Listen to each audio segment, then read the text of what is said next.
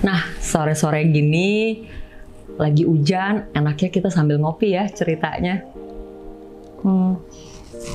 Oke, kali ini aku mau sharing kenapa dulu starting as a model, lalu kemudian terjun di industri interior. I started modeling career saat aku masih SMA di tahun 2006. Ya, kira-kira waktu itu umurku masih 17 tahun. Sambil kuliah, terus kemudian sempat magang, kemudian kerja, dan sambil modeling juga. I was thinking, kenapa ya kalau modeling ini hanya mengandalkan beauty, tapi di sini kan brainnya mungkin tidak bisa tereksplor. Saya berpikir to explore myself more. So that's the time when I finally decide to become an entrepreneur. Tapi bukan untuk mendiskreditkan profesi sebagai model, tentunya karena I was like 6 years doing a modeling career. Dan modeling itu kan pastinya jenjangnya nantinya akan kayak ke Miss Indonesia atau Putri Indonesia. Nah, saya pengen sharing kenapa yang tadi dari modeling, lalu how I become an entrepreneur. So, when I started my first business doing an event organizer and production house, di situ banyak sekali ilmu-ilmu yang saya dapatkan mungkin dari dunia entertainment terdahulu, lalu diaplikasikan ke dunia bisnis. Oke, beberapa ilmu yang sempat terpakai ya ketika profesi modeling, lalu kemudian ke event organizer adalah saat saya mengkoordinasi atau mengorganize sebuah event. Kalau dulu sebagai model saya sebagai objeknya, tapi kalau di event organizer, I'm the one who organizing. So it's pretty different, but at least aku bisa tahu gitu seperti apa rundown-nya, acaranya, how is the great event supposed to be. So dari situ aku bisa merancang atau menyusun acara dengan baik. Dan ilmu lain yang saya dapatkan di modeling adalah belajar untuk percaya diri, self confidence. Yang mungkin tadinya waktu di SMA saya pemalu, saat berbicara sama orang juga nervous gitu. Tapi kemudian saat saya terjun di dunia entertainment, kita benar-benar dituntut agar kita menjadi lebih percaya diri, dan tentunya itu terbawa sampai sekarang karena pada saat kita harus menghadapi klien atau menghadapi orang-orang gitu, jadi kita lebih bisa mempresentasikan produk ataupun service yang kita jalankan. Salah satu challenge atau tantangan yang saya hadapi yaitu ketika saya menghadapi klien yang mungkin mereka tahu background saya, or just simply you can search my name on Google gitu kan, and then tidak mendiskreditkan tapi lebih kayak underestimate seperti itu. Jadi it was a really challenge karena saya mesti twist their mind gitu kan, bagaimana cara pandang seseorang yang melihat, oh si Kenova dulu sebagai seorang model bisa apa bisnis gitu.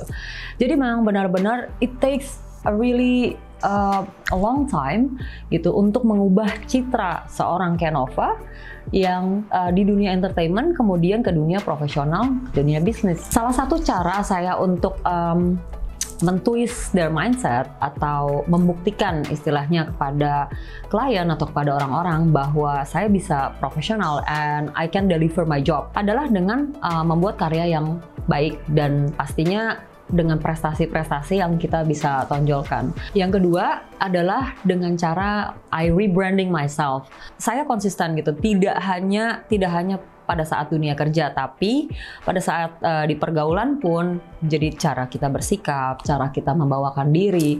So I stick with that, sehingga siapapun orang yang tiba-tiba saya ketemu gitu kan, so they will take me differently because they know that okay, she changed, oh okay, she's serious now, and lebih seperti itu sih. Jadi saran saya ke teman-teman, konsistensi itu penting, dan bagaimana jika kita ingin dikenal oleh orang, itu semua berawal dari bagaimana cara kamu bersikap. Nah, kalau yang pertama tadi kita belajar bagaimana untuk mengorganize satu event, kemudian yang kedua itu saya belajar bagaimana untuk self confidence, lalu yang terakhir sebenarnya ketika saya berprofesi modeling, dan di situ saya belajar bagaimana cara mengemas 3B, dan itu harus dimiliki setiap wanita, yaitu beauty, brain, and behavior.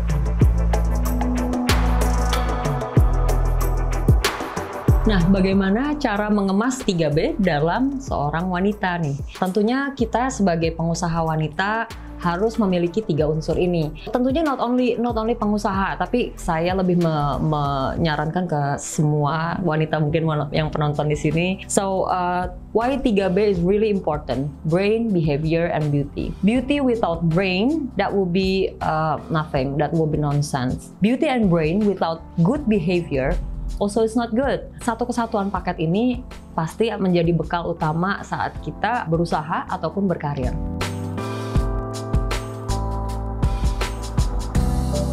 So, saya juga bukan orang yang kacang lupa kulit ya. Jadi, my reason untuk meninggalkan profesi sebagai seorang model itu semata-mata karena memang saya memiliki ambisi, saya memiliki goals, saya memiliki impian untuk menjadi seorang pengusaha, lalu berdampak positif buat lebih banyak orang. Kemudian, saya juga bisa menghasilkan karya-karya yang bisa dilihat banyak orang.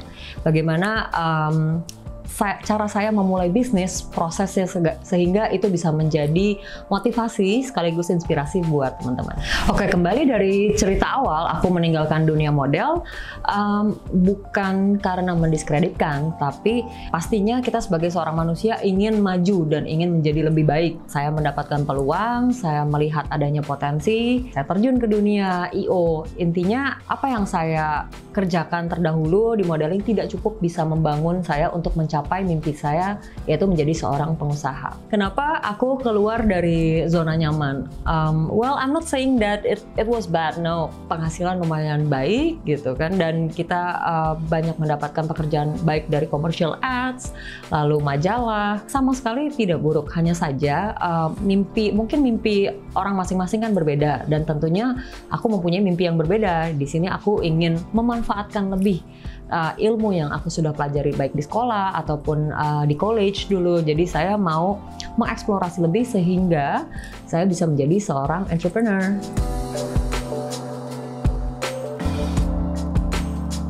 Pastinya banyak tantangan dong saat terjun dari modeling yang merupakan zona nyaman tadinya, lalu memutuskan untuk pensiun di 2012, lalu memutuskan untuk memulai usaha. And there's a lot of hassle, trust me. Memang ketika itu pengalaman manajemen dan pengalaman untuk berusaha sendiri tuh benar-benar nol. So I was started from scratch. Disitulah saya belajar gitu kan. Saya belajar mungkin dengan yang lebih senior, kemudian belajar dengan staff-staff saya juga yang kemudian mereka ikut membantu saya dalam membangun bisnis tersebut. Aku ketemu dengan tantangan-tantangan baru dan yang jauh lebih berat daripada tantangan sebelumnya. Hal yang aku tidak dapati di dunia modeling dan harus aku hadapi saat di industri event organizer adalah ketika kita harus benar-benar bertanggung jawab penuh terhadap project atau pekerjaan yang kita sedang jalankan. The challenge is real gitu. Kali ini kita harus bertanggung jawab tidak hanya pada manajemen internal, tetapi kita juga bertanggung jawab atas project yang diberikan oleh klien. Nah, di situ tanggung jawabnya adalah bagaimana kamu mengelola semua pekerjaan, mendeliver pekerjaan hingga itu perfect sesuai dengan yang disepakati dengan klien. Stres pertama yang saya hadapi ketika memulai bisnis adalah cash flow. How to manage your cash flow, dan itu luar biasa sulit, apalagi waktu kita di event organizer ataupun production house. Terkadang pembayaran meleset gitu. Jadi apa yang misalnya sudah disepakati hitam di atas putih dan kemudian realisasinya atau kemudian hasil yang tidak sesuai, kemudian harus ada revisi. Banyak sekali challenge-nya. Dan itu cash flow itu sangat penting. Disitulah saya banyak belajar, and all the challenge is there. Sesekali saya pernah merasa putus asa dengan keputusan saya ya untuk menjadi seorang entrepreneur.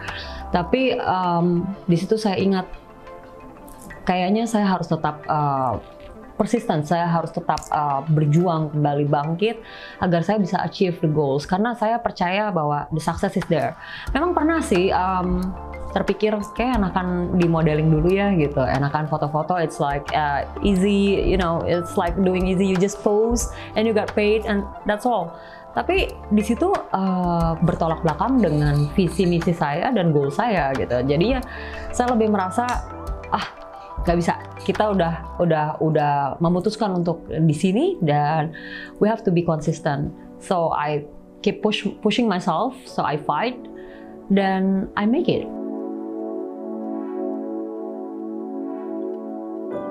bagaimana cara saya beradaptasi mungkin dari lingkungan sebelumnya di dunia modeling dan di lingkungan bisnis yang baru nih di event organizer. Well, luckily masih ada benang merahnya di sini, yaitu di entertain business. So it's not that, it's not that hard gitu untuk menyesuaikan lingkungannya. Hanya saja it will be more serious because you're talking about the design concept, you're talking about the event concept, the goals, kemudian strategi marketingnya, terus kemudian strategi untuk branding, something like that. Mau tidak mau, suka tidak suka, kamu harus menyesuaikan dengan lingkungan yang baru. So I just change my mindset. Look, Ken, I talk to myself, saya bicara sama diri saya sendiri bahwa Ken, kamu sekarang adalah seorang entrepreneur. Jadi bersikaplah seperti kamu seorang pengusaha. That's why mungkin dari body language, kemudian bagaimana cara berpakaian, bagaimana cara berias, itu semua saya pelajari dan saya terapkan.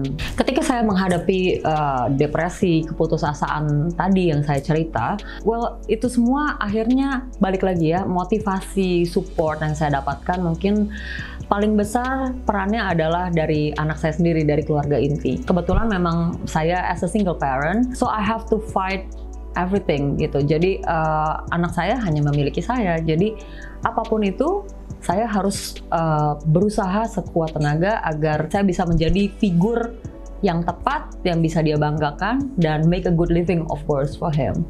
So that's my motivation. It comes from inside. Kalian juga pastinya memiliki motivasi masing-masing gitu kan, yang entah keluarga, dorongan keluarga, atau mungkin dari dorongan diri sendiri. But keep the aim high and try to achieve it. Aku sendiri juga punya sisi oportunis yang dimana that's actually become my drive gitu, yang menjadikan aku untuk berbisnis di interior. Selain itu memang benar-benar passionku, tapi karena ada peluang, disitulah saya memulai industri interior design ini. Sebenarnya kalian juga bisa sama gitu kan di industri apapun. So if you see like any kind of opportunity dan it match with your passion, go for it, do it gitu. And that's what I'm now gitu. Jadi ini memang passionku dan memang ada kesempatan, sikat. Oke, kayaknya sharing sambil ngopinya kita udahin sampai sini dulu. Dan jangan lupa put your comment, like, and subscribe supaya kita jumpa lagi nih di episode berikutnya. Oke? And keep hustling.